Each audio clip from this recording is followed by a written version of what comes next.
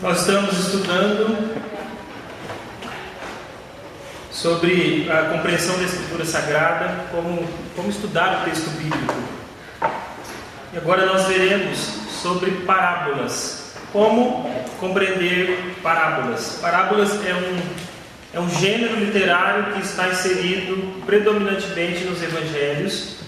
Elas se fazem presentes no Antigo Testamento, mas de modo bem limitado. Elas nascem lá, mas elas são bastante amplas no Novo Testamento, nos Evangelhos. Então nós precisamos, para ler bem os Evangelhos, gastar um tempo estudando sobre as parábolas.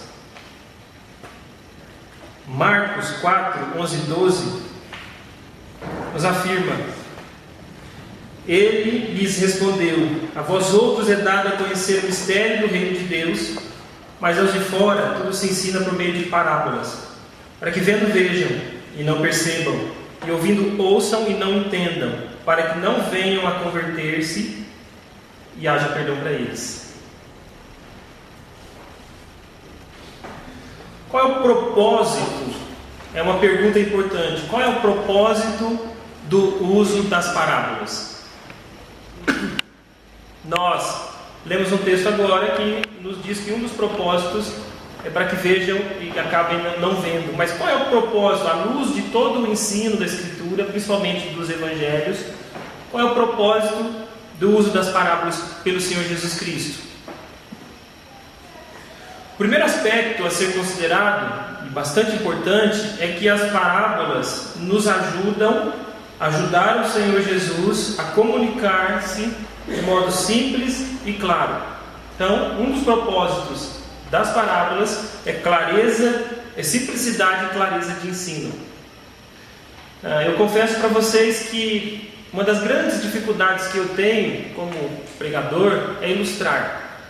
E obviamente os meus tutores, os meus professores de homilética vão pegar no meu pé, de prática de pregação, vão pegar no meu pé, a fim de que eu use ilustração. Por quê? Porque ao usar uma ilustração, você consegue sintetizar uma ideia e aplicar essa ideia. Quando alguém chega e ensina determinado texto, explica determinado texto e depois diz: permita-me ilustrar isso. Aí ele conta uma história para você que tem a ver com aquele ensino e com o sentido daquele ensino, então você diz: entendi agora exatamente.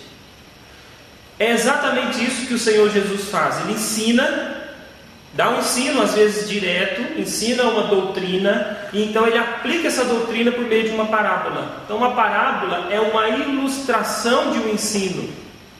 É verdade que, do mesmo modo que as nossas ilustrações, que as ilustrações do pastor quando prega no púlpito, do professor de escola bíblica, não são perfeitas, não ilustram de modo perfeito o ensino, mas o seu aspecto central, o aspecto central da ilustração, então ajuda no entendimento do ensino. E é exatamente assim que o Senhor Jesus fazia. Ele queria ensinar algo aos seus discípulos, ou mesmo aos seus oponentes. Então ele contava uma parábola e ensinava por meio dela. Então o propósito é simplicidade e clareza. Eu já venci a barreira de não querer usar ilustração. Eu continuo com dificuldade de fazê-lo, mas pelo menos eu sei que ela é bastante importante, porque se eu não considerasse isso, eu desprezaria o Senhor Jesus Cristo, que muito bem usou as ilustrações, as parábolas. Também as parábolas ocultam e revelam. É interessante esse aspecto. Ela revela, e Marcos 4 nos ajuda nesse sentido. A vós outros é dado conhecer o mistério do reino de Deus, mas aos de fora tudo se ensina por meio de parábolas, para que vendo vejam e não percebam. E aí o texto continua dizendo: para que eles consigam, para que ouçam e não entendam, para que não venham a se converter e haja perdão para eles. Então o segundo propósito que a Escritura revela a respeito das parábolas é que elas trazem ensino claro, elas revelam os mistérios de Deus àqueles que têm o seu coração transformado, se rendem ao Evangelho, confiam nesse Evangelho, mas ao mesmo tempo elas servem como instrumento de juízo aos obstinados de coração que querem continuar andando distante dos caminhos do Senhor. Então elas ocultam e revelam, sim. Então se fosse assim, quando ele falou a parábola do semeador, ele chegou depois que discípulos, falou assim, nem vocês me entenderam? Mas aí ele conta para ele, exorta porque não entenderam, pois deveriam abrir o entendimento deles. Aqueles que Deveriam entender, mas como no processo nem tudo está transformado, eles também vacilaram em não compreender isso. Então o Senhor Jesus, porque revela aos seus discípulos, vai lá e explica. E a partir disso, Jesus também faz isso de modo didático para que eles comecem a compreender as parábolas, para que eles comecem comecem a perceber os ensinos das parábolas. Então realmente eles recebem uma exortação de Jesus, pois deveriam entender e não entenderam.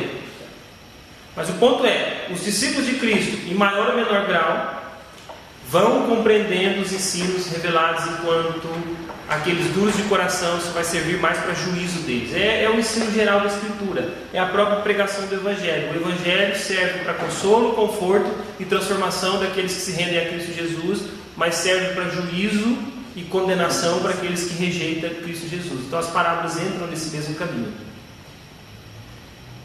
Também, um terceiro aspecto das parábolas, propósito, é que elas cumprem uma profecia. Isso é interessante. Salmo 78:2 é um salmo profético.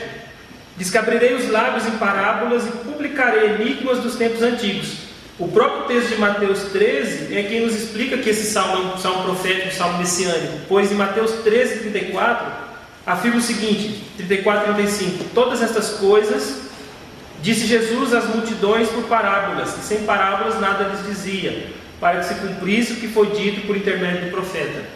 Abrirei em parábolas a minha boca, publicarei coisas ocultas desde a criação do mundo. Então, propósito das parábolas: simplicidade e clareza de ensino, ocultar e revelar, e cumprimento da profecia, mostrando, olha, esse é aquele que havia de vir, esse é o profeta, lá de Deuteronômio 18:18, esse é o profeta que seria levantado no meio de vocês. Ele abriria os lábios em parábolas e anunciaria as coisas ocultas desde a criação do mundo. Então esses são os propósitos da parábola. E existem várias formas de parábolas. Parábolas autênticas, histórias em formas de parábolas e ilustrações. Em algum grau é importante você considerar isso, eu não vou me gastar aqui. Depois você pode pegar esta obra, As Parábolas de Jesus, do Simon Kistemaker, da editora Cultura Cristã. Então, na introdução dessa obra, ele trata de parábola, um pouco de ensino da parábola, e depois ele vai explicando as principais parábolas, um grupo de parábolas que ele seleciona. Vale a pena ter esse livro, As Parábolas de Jesus, do Simon Kistemaker, Cultura Cristã. Ele afirma que as parábolas autênticas usam como ilustração um fato comum do dia a dia e são facilmente compreendidas. Por exemplo, era comum a todas as pessoas daquele tempo que uma semente germinasse, um fermento levedando a massa, uma ovelha desgarrada do rebanho, ou uma mulher que perdeu uma moeda em sua casa. Então isso são fatos do cotidiano. Todas as pessoas ali sabem do que está se tratando, e ele se apropria disso e ele considera isso como uma parábola autêntica. Também essas parábolas usualmente se apresentam no tempo presente como algo em movimento. Histórias em formas de parábolas refere-se a um acontecimento em particular do passado.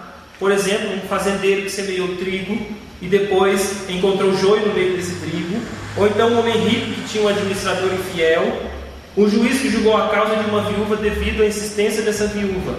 Jesus se apropria dessas histórias para o seu ensino. É importante também considerar que o interesse dessas histórias não está na narrativa, porque o que é significativo nelas, irmãos, não é o fato, mas a verdade transmitida. É isso que nos ensina Kistemaker.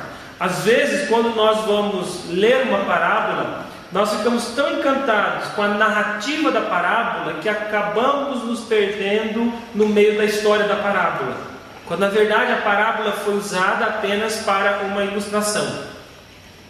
No seminário, o nosso professor de prática de pregação diz: olha, cuidado com a ilustração que você conta no seu sermão, porque conforme for a ilustração se torna tão grande, tão intensa, ela toma conta de toda a igreja, que a igreja perde o ensino e fica preso à ilustração.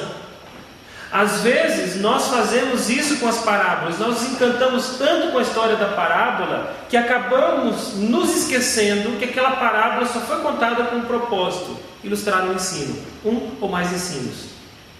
Por exemplo, a gente se prende à história do administrador infiel e fica chocado com tudo aquilo. Como esse homem pôde fazer isso? Ou esse homem fez isso e ainda assim Jesus tira algo de bom dessa prática desse administrador infiel que rouba o seu senhor e quita a dívida com o dinheiro dos outros? Ou então você olha para a parábola a parábola uma das mais conhecidas nossas, que é essa da semente sendo jogada nos tipos de terra, e você se esquece do ensino, daquilo que está escrito depois e antes, e acaba ficando preso só ao movimento contado na parábola. Talvez a história de Lázaro e o rico, onde você se identifique tanto com Lázaro, mas você se esquece que aquela parábola foi contada com propósito. Você começa a gastar-se. Talvez a mais clássica nesse sentido seja do samaritano, do samaritano que ajudou o homem que havia caído, que estava caído à beira da estrada, que a gente chama de bom samaritano, né? Demos esse nome à parábola. O texto bíblico não diz isso, mas o homem que ajudou o outro que estava à beira do caminho, a gente fica tão preso à parábola em si, toda a história da parábola, que acaba esquecendo do propósito daquela parábola. E é uma das parábolas talvez que a gente mais erre na aplicação dela, porque a gente chega à conclusão: seja como o samaritano. Provavelmente o ensino dessa parábola seja tão longe disso, ser igual ao samaritano, que ajudar os necessitados, torna uma moralidade muito limitada. Há muito mais ali envolvendo o contexto dessa parábola, mas nós não temos condições de entrar nisso.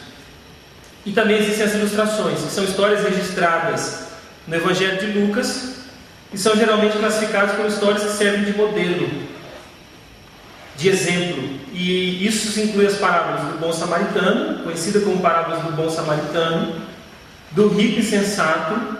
De fato há uma divergência que se essa parábola devia estar aqui mesmo como um exemplo ou não, mas o Stemacher considera isso é só um modo de classificação, não é algo último. A parábola do rico insensato, que juntou bens, de Lázaro, do rico e de Lázaro, do fariseu e do publicano, que foca o caráter e a conduta das pessoas, dando exemplos a serem imitados, ou então exemplos a serem rejeitados, ou talvez os dois ao mesmo tempo, um pouco de cada personagem. Uma coisa importante também quando se pensa em parábola é distinguir entre alegoria e parábola. Uma alegoria é quando você olha para uma história e cada fato dessa história tem um significado especial. Cada elemento dessa história tem um significado especial. Cada característica ou afirmação são símbolos e devem ser interpretados ponto a ponto em seu significado real para que possam ser corretamente entendidos. Um exemplo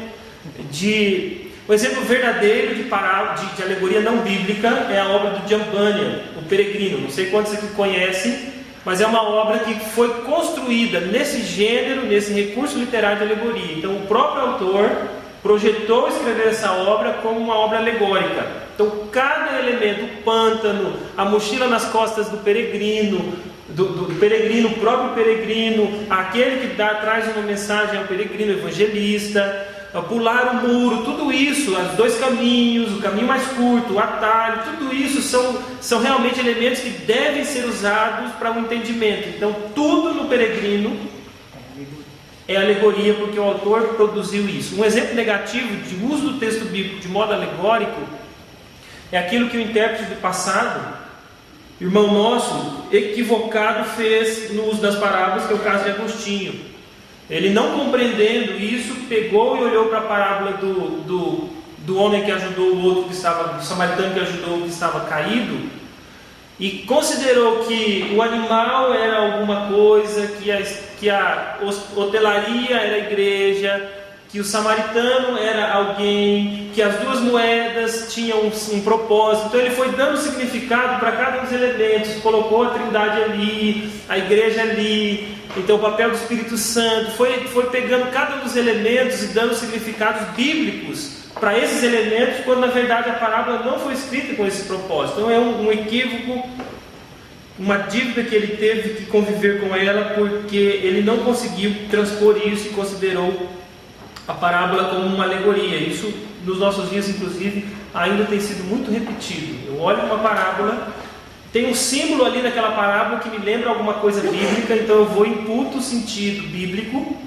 àquele elemento, e aí faço uma afirmação. Então é verdade, por exemplo, que de modo espiritual, a igreja é como um hospital. Nós até dizemos isso. Ou, se quiser usar um termo mais contemporâneo, como um spa, onde as pessoas vêm para ser tratadas de alguma maneira, ou até mesmo às vezes como hospício, né? Então, seja o que for, às vezes a igreja cumpre esse propósito verdadeiramente. Uma grande queixa dos não cristãos é que olha para a igreja e vê uma igreja com problema, e aí você pode apostar, não tem espaço para mais um, porque realmente é aqui que nós estamos sendo tratados, moldados, edificados. É verdade que às vezes negligentemente nós causamos muito mau testemunho, deveríamos ser muito zelosos com a maneira que nós vivemos, justificando, nós somos pecadores mesmo, a igreja é um lugar de pecadores. A gente tem dado muito mau testemunho por falta de busca de santidade na nossa vida. Mas de um outro lado, é verdade mesmo que a igreja é um lugar para os enfermos, então os enfermos têm que ser trazidos para cá. Mas não é que o texto bíblico diz isso. Pelo menos não esse texto. Então, nós não podemos fazer isso. Diferentemente, uma parábola, ou parábolas, são histórias tiradas do cotidiano de Jesus, ensinando com elas, geralmente, uma verdade central. Às vezes pode ser mais que uma, mas uma verdade central. Transmitindo através da comparação uma verdade espiritual. Então, ele pega uma ilustração. Assim como essa ilustração é uma realidade do cotidiano, existe uma verdade espiritual presente aqui. O pastor Valdeci, reverendo Valdeci da Silva Santos, tem uma definição bastante significativa de parábola, que não é uma verdade moral, como as fábulas de Esopo, mas uma verdade espiritual. Não apenas um princípio moral, mas um princípio espiritual que é extraído da parábola. Certo? Então, uma parábola é isso. Uma verdade espiritual transmitida a partir de uma ilustração de um evento do cotidiano, que aconteceu ou que possivelmente poderia acontecer. Quanto aos pormenores de uma parábola, o que Stemaker afirma é o sustentáculo da mensagem para que a parábola possa transmitir o que for necessário, não devendo, portanto, ser interpretada por ponta a ponta.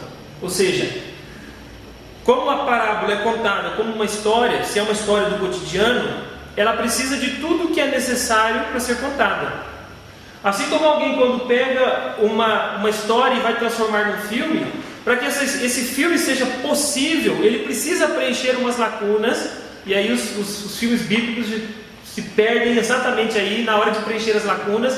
Mas para se produzir um filme não tem como você deixar vazio, então você constrói e preenche isso. As parábolas, que são ilustrações para serem contadas adequadamente, causar o impacto necessário, então elas têm todos esses elementos preenchendo uma história, uma narrativa. Então, de fato, esse samaritano sai de um lugar e vai para o outro, pois como ele vai encontrar o homem na beira do caminho se ele não saiu de lugar nenhum?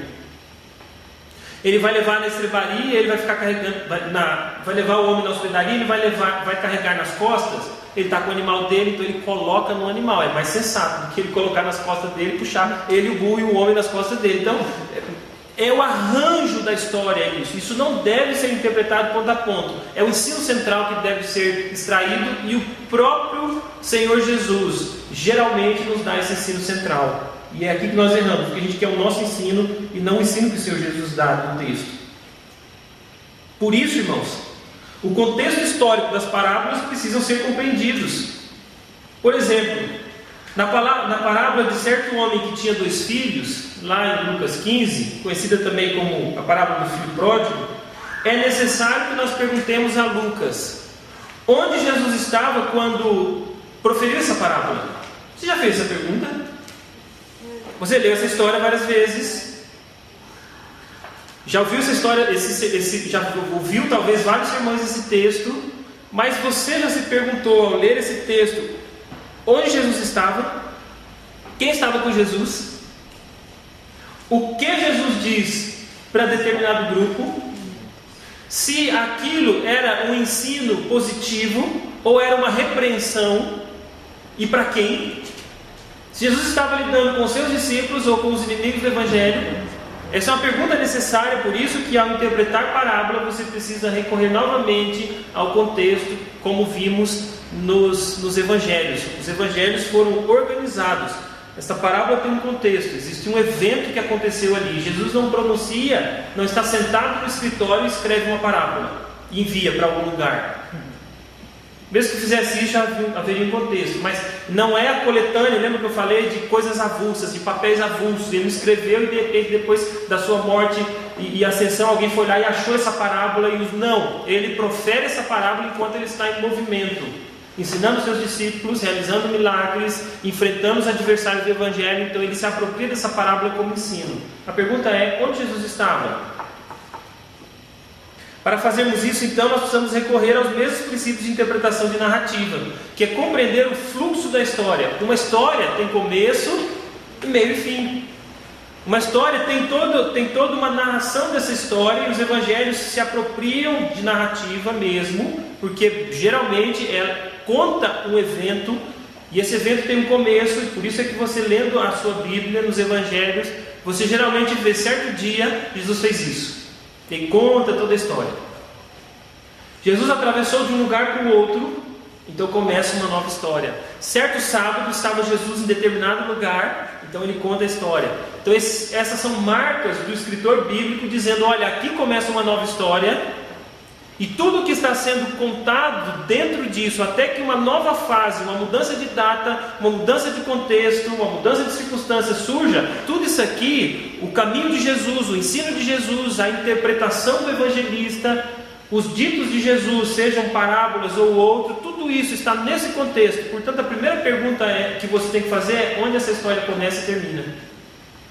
Nesse caso aqui, nós podemos olhar, irmãos, que essa parábola do filho pródigo, do pai que tinha 2 filhos, pelo menos de imediato nós percebemos que ela está em conjunto com 2 outras parábolas.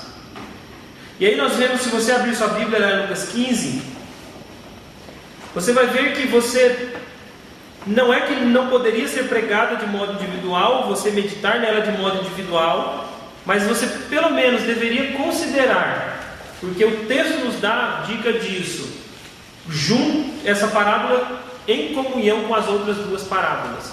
E ainda a gente está falando de contexto apenas só das parábolas anunciadas, há mais para vermos nisso.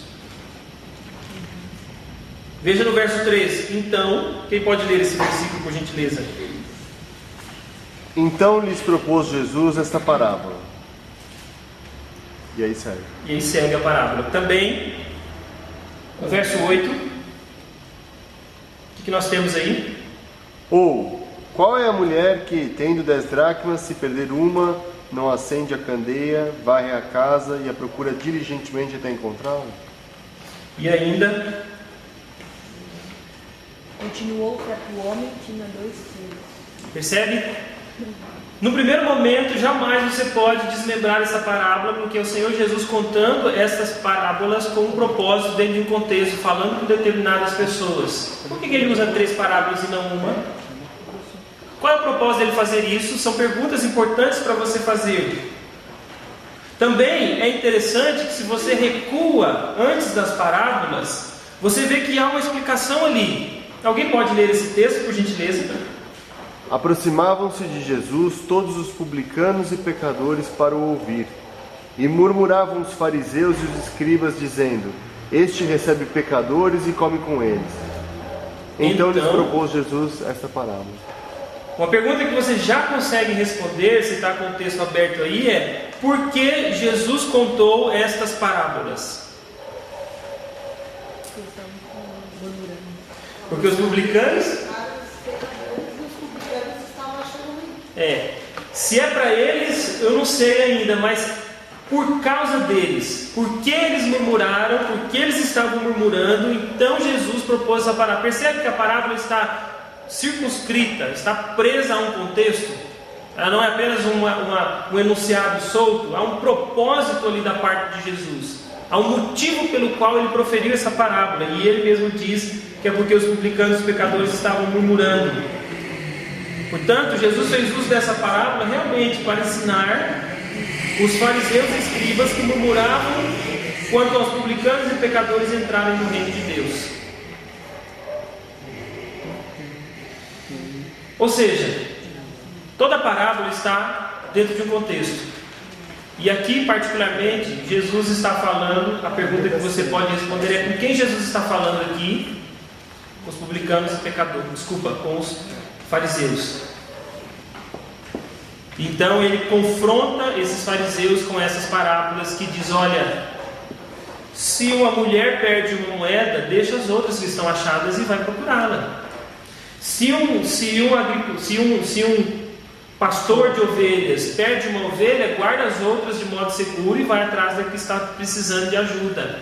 E se um pai tem 2 filhos e um se perde, ele não vai atrás, espera ele voltar. É o que está na parábola. Por que está assim? É você que no seu estudo do texto, por que o pai não foi atrás? Diferente dos outros, mas percebe que é um conjunto aqui. E o fato é que, seja essa pequena diferença aí para você pensar depois, é que há sempre um achado e um perdido. Um achado e um perdido. Um achado e perdido. O problema é que o último que está encontrado, que está na casa, na verdade é o que está perdido. Porque o outro volta, se arrepende, experimenta uma transformação de humildade, o que fica, continua amargurado como sempre esteve. E aí Jesus então, parece que com isso, e eu creio que mesmo com isso, dá um choque nos fariseus, dizendo: olha, vocês sempre estão em casa, vocês são como ovelhas que estão no aprisco, como moedas que estão na casa, como filhos que estão com o pai, mas vocês são duros e obstinados de coração, porque não conseguem se alegrar no que estava perdido e foi achado. Bem parecido com o caso de Jonas, que não queria também que os outros se convertessem, isso mesmo. Então, você precisa colocar a parábola dentro do seu ambiente para que você simplesmente não pregue a parábola do filho pródigo como um apelo evangelístico para aquele jovem que se desviou e experimentou drogas no mundo e tal, aquele homem que saiu de casa, saiu da igreja, acabou largando da mulher, experimentou a imundícia do mundo e depois voltou. Eu não sei se chega a ser uma alegoria, mas o que eu diria é que esse não é o ensino primário do texto. Eu até não descartaria um ensino dessa natureza por implicação. Então, eu não estou dizendo que se você já ouviu o sermão nesse texto, está totalmente errado. Eu creio que essa é uma aplicação também. Mas é importante só que você saiba que esse não é o ensino primário dessa parábola, porque ela está num contexto e ela vem para responder a algo específico. Na verdade, o que essa parábola está fazendo é exortando você que está na igreja a parar de ser duro de coração e não se alegrar com aqueles que vêm para a igreja de Cristo. Pois na verdade, muitas vezes, nós que estamos na igreja de Cristo não estamos dispostos a nos alegrar com aqueles que se extraviam pelo caminho e depois voltam. Talvez o nosso coração, quando a gente recebe de volta um irmão, o conselho recebe esse irmão e o disciplina e o traz já arrependido, disciplina aqui, talvez o que a igreja faz é se comportar como fariseus, rejeitando, quando na verdade deveriam se alegrar, porque se ele voltou, se submeteu à disciplina, isso deveria gerar alegria no nosso coração, como gerou no coração daquela mulher, como gerou no coração daquele pastor de ovelhas e como gerou no coração daquele pai. Talvez essa parábola, lida por nós, não deve ser muito mais lida nós nos colocando no lugar dos fariseus. Pois muitas vezes nós não conseguimos nos alegrar com aqueles que estão extraviados e pela graça de Deus retornam. Ainda, irmãos, os evangelistas escolheram um modo particular de registrar os eventos conforme o propósito que eles tinham. Então, Jesus teve, lembra daqueles 2 níveis? O contexto de Jesus, lá no ano 30, e a maneira como os evangelistas organizaram seus livros e colocaram então os eventos de Jesus organizados, não exatamente como eles aconteceram na ordem cronológica, e nem todos os eventos, mas organizaram esses eventos conforme o propósito que eles tinham em mente. Então, se Mateus organizou esse evangelho em 5 grandes discursos, ele escolheu determinados eventos para encaixar nesses discursos, nesses grandes 5 blocos, não só discursos, mas esses grandes 5 blocos de Mateus. Lucas, que está preocupado, por exemplo, do capítulo 9 ao capítulo 19, em narrar a viagem de Jesus para Jerusalém, que conhecemos como narrativa de viagem. Então ele seleciona eventos centrais e os organiza de modo que há um ensino ali. E eu tenho entendido que a narrativa de viagem do capítulo 9 de Lucas até o capítulo 19, que é a chegada de Jesus em Jerusalém, a saída para Jerusalém, a chegada em Jerusalém, esses 10 capítulos nos quais Jesus está caminhando para a cruz, os seus discípulos seguem a Jesus e experimentam os desafios da caminhada com Jesus. Eu tenho entendido que este é um modo de Lucas nos ensinar como é a caminhada cristã rumo à cruz. Então uma série de eventos acontecem, uma série de ensinos de Jesus acontecem ali. Lucas organiza isso mostrando, na minha compreensão desse texto, eu tenho caminhado na compreensão, tenho estudado esse texto há um bom tempo já, e eu tenho entendido que Lucas organiza mostrando como é a caminhada do discípulo de Cristo enquanto ele caminha rumo a Canaã celestial, a Jerusalém celestial, rumo à cruz do Calvário, imitando o seu Senhor e servindo o seu Senhor na sua peregrinação, onde ele experimenta momentos de fraqueza, de angústia, de perseguição, de sofrimento, de tristeza, etc. Mas há muitos ensinos ali corrigindo todas estas coisas. O material é organizado dessa maneira. As parábolas da vinha, por exemplo, de Mateus 5, olha o que Moisés Silva, num livro chamado Introdução Hermenêutica, escrito por Walter Kais e Moisés Silva, também da cultura cristã, é um livro um pouco mais denso, mas tem alguns princípios importantes para nós. Olha o que ele diz a respeito desse texto, dos trabalhadores da vinha. Lembra dessa parábola dos trabalhadores da vinha? Se você não lembrar, pode abrir a sua Bíblia aí. Ele diz: essa história também é uma arma com a qual Jesus repreende seus oponentes por se queixarem da graça de Deus em favor dos pecadores. Lembra que os últimos chegam e recebem a mesma coisa? Lembra disso? Os trabalhadores últimos? Mas olha só o que ele diz. Tem-se a impressão de que Mateus estivesse dizendo aos seus leitores cristãos: não se sintam por demais confortáveis quando lerem sobre a repreensão de Jesus aos fariseus. Os mesmos problemas que Jesus precisou enfrentar estão presentes em nossa congregação. Então Jesus repreendeu, na opinião de Moisés Silva, primeiramente os fariseus, que estavam desprezando a graça de Deus em favor dos publicanos e pecadores. Mas o que Moisés Silva entende é que Mateus se apropria deste ensino para exortar a própria igreja. Assim como provavelmente Lucas faz a mesma coisa com a parábola então do pai que tinha 2 filhos, junto com as outras 2 parábolas. Então não é que eles não é que eles deixam que o sentido de Jesus se perca, mas eles se apropriam desse sentido e aplicam, porque toda a escritura, irmãos, é produzida para a igreja. Talvez seja um desafio de coragem para você como um cristão. Se coloque bastante no lugar dos publicanos e pecadores, se coloque bastante no lugar dos fariseus quando você estiver lendo os evangelhos. 2 exemplos eu citei para vocês que parecem apontar nessa direção, que a exortação, a maneira como os escritores bíblicos arranjam, é para nos comparar aos fariseus, pois muitas vezes realmente é assim que nós nos comportamos na igreja de Cristo. Não nos alegramos com o irmão caído que volta, e não nos alegramos com aqueles que chegam depois de nós, porque nos achamos mais crentes, que nascemos no contexto da igreja, nossa conversão foi na infância, nunca experimentamos drogas, nós somos melhores do que aquele que veio do mundo, aquele que experimentou a imundícia do mundo, e aí nós somos exatamente iguais aos fariseus. Então talvez esse texto esteja caminhando nessa direção. Deu para entender a diferença dos 2 contextos, do contexto de Jesus e do uso que os evangelistas fazem dessa história para aplicar aos seus leitores imediatos?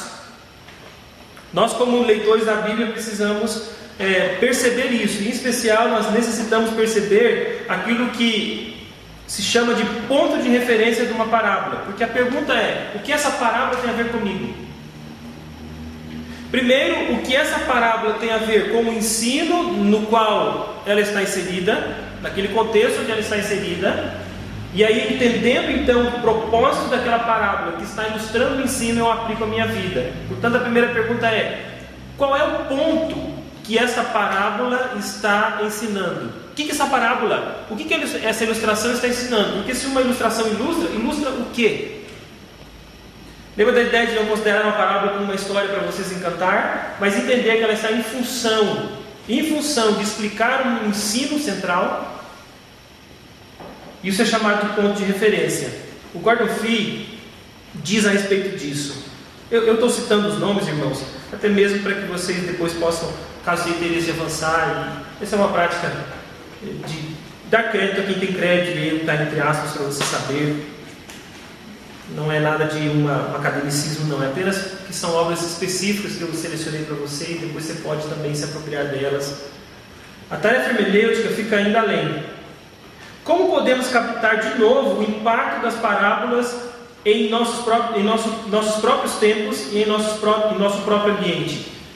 Eu não sei se você, como eu, já passou um momento sem graça quando alguém chega e conta uma piada, faz uma tirada, ou então quando você vê uma charge na internet você não ri. Já aconteceu isso com você? Alguém se apropria de um evento político e produz uma charge. E você de repente abre lá o seu G1 e você vê aquela charge, mas aquela charge não significa para você absolutamente nada. Você não consegue nem reconhecer quem está caricaturado ali. Por quê? Porque você não tem um ponto de referência dessa charge. Ela está se referindo talvez a um político, talvez a uma celebridade que fez alguma coisa, que, sei lá, escorregou na casca de banana, e você não sabe que fulano, você nem conhece fulano, e muito menos que ele escorregou na casca de banana, e você vê aquela caricatura ali e não entende nada. Ou então mesmo quando alguém chega fazendo uma tirada política, futebolística, eu já disse para os irmãos aqui que futebol eu entendo mais do que nada, então às vezes eu fico perdido assim, alguém vem com as tiradas, com o nome de jogadores, técnicos, etc, eu me perco nisso, porque eu não entendo nada disso, porque eu não tenho ponto de referência da ilustração. Às vezes nós lemos a Bíblia e também não conseguimos captar esse ponto de referência, porque para que nós consigamos rir da piada, pegar a tirada, nós precisamos então saber do que se trata, e às vezes as parábolas nós não fazemos isso, então não entendemos o ensino dela. É mais ou menos como você acordar naquele momento do sermão que o pastor está só apenas ilustrando, e você não vai entender nada, né? Porque você não entendeu o ensino. Portanto, nós precisamos mesmo desses pontos de referência. E o que são eles? São partes das histórias nas quais as pessoas se identificam. Ao lermos uma parábola, precisamos tentar ouvi-la como se estivéssemos ao lado de Jesus quando ele a proferiu. Mesmo que for necessário passarmos por um fariseu irado porque publicanos estão vindo para o reino dos céus. Ou talvez, de outro modo, como prostitutas, como endividados, como dependentes químicos, como alcoólatras, como viciados, seja no que for, como incrédulos, para nos colocar no lugar dos fracos, dos fariseus, dos publicanos, e reconhecermos que há lugar para nós também, não apenas para aqueles que já estão aqui na igreja. Nos identificarmos. Por exemplo, 3 pontos de referência nessa parábola. Então Pedro perguntou: Senhor, proferes essa parábola? Lucas 7, 41 e 42. Lucas 7, 41 e 42. Até por favor, alguém leia esse texto para mim. Certo credor tinha 2 devedores. Um lhe devia 500 denários e o outro 50. Não tendo nenhum dos 2 com que pagar, perdoou-lhes a ambos. Qual deles, portanto, o amará mais? O Gordon Fee afirma o seguinte: há 3 pontos de referência aqui. O prestamista, aquele que é aquele a quem os 2 devem, e os devedores, o que tem a carga da dívida na mão e os que devem. E as identificações são imediatas. Deus é como esse prestamista. A prostituta da cidade e Simão são os 2 devedores. A parábola é uma palavra de julgamento que exige uma resposta da parte de Simão. Dificilmente poderia ter deixado de perceber a moral, ou preferivelmente aqui o ensino espiritual. No fim da parábola, já está totalmente envergonhado. Tal é a força dessa parábola. Percebem como ele se identifica como um daqueles dois, identifica a mulher, identifica então Deus na parábola. Esses são os pontos de referência de uma parábola. Se você não conseguir enxergar quais são esses pontos de referência numa parábola, certamente você vai ter muita dificuldade de entendimento. E saiba de uma coisa, esses pontos de referência não estão ocultos. Parábolas não são mistérios ocultos que dependem de um conhecimento elevado para que nós consigamos perceber o mistério presente ali ou qualquer coisa dessa natureza. O que nós fazemos para dificultar o entendimento da parábola é não conseguir ler parábola como parábola mesmo. Nós queremos ler como história, como narrativa, ou talvez como um sermão direto, mas nós não queremos entender como ilustração. Na medida que nós aquietarmos o nosso coração e passarmos a entender, olha, essa é uma parábola, então a parábola necessariamente ilustra um ponto ou mais. Porque há um ensino que envolve aqui, há um contexto envolvendo aqui. Lembra que Simão se queixa daquela prostituta estar fazendo aquilo? Então Jesus ensina por meio de uma parábola. Então, se você absorver basicamente a ideia de que parábola é uma ilustração, e obviamente parar de ler parábola como uma narrativa histórica, ou ficar alegorizando parábola, mas entender que ela está ensinando, ilustrando um ponto que está declarado no texto, então você vai avançar bastante nisso. E fica então procurando qual é o ponto de referência que está presente lá. É o pai que fica em casa, é o filho que fica em casa, é o filho que vai, é a dracma que foi perdida, são os dois devedores, etc. Como identificar esses pontos de referência? Existe auxílio para nós também nisso. Primeiro, ler a parábola toda, ouvi-la de uma vez, repetidas vezes, a fim de perceber esses pontos. Inclusive, a leitura de uma outra versão bíblica pode te ajudar a perceber alguns detalhes que, pelo costume de ler apenas aquela versão, te traz. Toda vez que você quiser ter um novo olhar para o texto, perceber alguns detalhes, é bom mesmo você procurar uma outra versão boa de leitura. Se você lê apenas português, a nossa NVI é uma boa versão bíblica para você fazer isso, porque daí você vê a tradução diferente, então você é novo naquela tradução, novos detalhes podem te chamar a atenção. Não são detalhes diferentes, mas podem ressaltar. Ou então mesmo você faz aquele exercício de quietude, de ler o texto com paciência, com a TV desligada, ensinando o filho a deixar você fazer o devocional, o marido esperar um pouco, a esposa, etc. E não fazer devocional no carro enquanto vai para o serviço. Não dá, né? Não dá. Não dá para fazer devocional no ônibus enquanto você vai para a escola ou qualquer coisa. É verdade que você pode ler a Bíblia, meditar em Deus, mas você precisa ter aquele momento de quietude, num lugar que é o seu lugar, para que ali você tenha tempo para perceber a riqueza da palavra de Deus. Talvez um dos fatores que tem nos impedido de perceber a riqueza da palavra de Deus é essa agitação nossa de querer fazer a devocional enquanto está executando o trabalho, né? É muito difícil esse caminho. Perceber também quem são os ouvintes originais, ou seja, contexto. O que está acontecendo? A primeira pergunta quando você se depara com uma parábola é: o que está acontecendo aqui?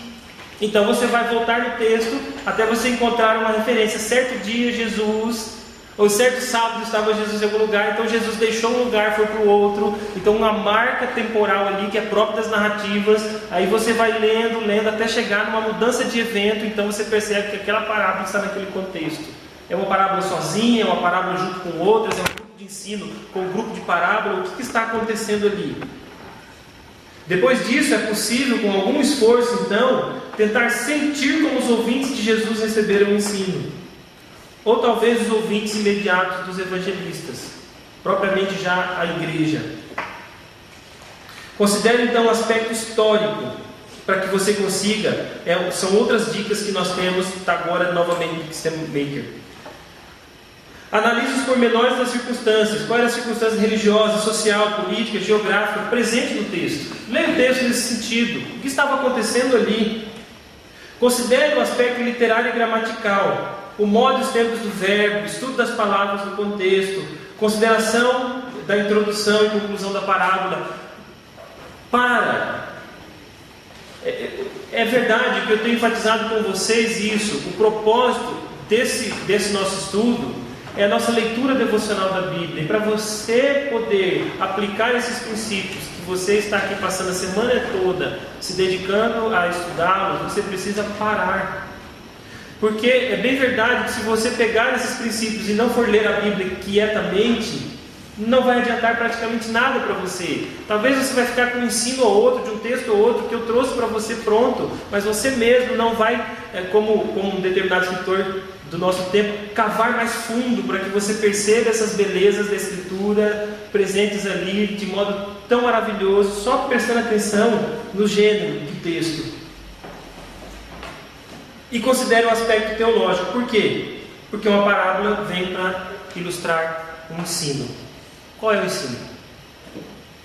Se você não souber o ensino que aquela parábola está ilustrando, então certamente você não entenderá a parábola. Certamente. Se você não conseguir responder o que Jesus está querendo ensinar aqui, qual é o propósito deste ensino, você certamente terá grande dificuldade de entender por que aquela parábola se encontra naquele local. Deixe-me só dar um exemplo para você, porque eu já cheguei nos meus 45 minutos. No caso, novamente, do texto que eu tenho citado bastante, que é Lucas 11, de 1 a 13. Jesus estava orando, quando termina, um dos seus discípulos, representando os outros, diz: Senhor, ensina-nos a orar. Então o Senhor Jesus os ensina a orar. Na sequência, Jesus lhes conta uma parábola. Havia um homem, morava em determinado lugar, numa aldeia, e recebeu um visitante, não tinha pão, não tinha alimento suficiente para dar àquele seu hóspede. Então ele sai de casa, meia-noite, e vai bater na porta de um vizinho e pedir comida. E aquele vizinho fica no seu coração pensando sobre a possibilidade de ajudar ou não, mas ajuda porque ele tinha uma responsabilidade ali moral de fazer isso. E aí Jesus então demonstra por meio disso que se aquele vizinho deu, quanto mais Deus não nos dá. Se aquele homem deu, por que o próprio Deus não daria a nós? Se aquele homem atendeu o pedido do seu amigo, quanto mais o Senhor dá aos seus filhos. Então ele ilustra depois agora com outro ponto, nos comparando que se nós somos pais que são falhos, pecadores, dá aos filhos precisam, quanto mais o Pai Celeste. Então o contexto ali é oração. Jesus ensina a orar. E lhes dá duas garantias. Primeiro, por meio de uma parábola, que Deus de fato dá o que nós precisamos. Nós podemos realmente ir até Deus porque Ele dá o que nós necessitamos. E também nós podemos confiar nele e buscá-lo continuamente, porque Ele sempre nos dará, e nos dará sobretudo o seu Santo Espírito. Final do versículo 13, porque o que nós precisamos para que nós caminhemos a nossa jornada cristã é da presença do Espírito Santo, iluminando o nosso entendimento, enchendo o nosso coração, para que nós caminhemos rumo a Jerusalém Celestial. Esse é o contexto da narrativa de Lucas 9:19, honrando a Deus, suportando o sofrimento, vivendo em comunhão com Deus e desfrutando da alegria da salvação, mesmo em momentos de angústia da nossa história. Portanto, nós podemos orar a Deus, pedindo sobretudo que Ele nos capacite com o Santo Espírito dEle, para que vivamos em retidão e justiça, em confiança na presença dEle, e sejamos fortalecidos nos momentos difíceis, para que na nossa caminhada nós possamos seguir até a Jerusalém Celestial. Amém.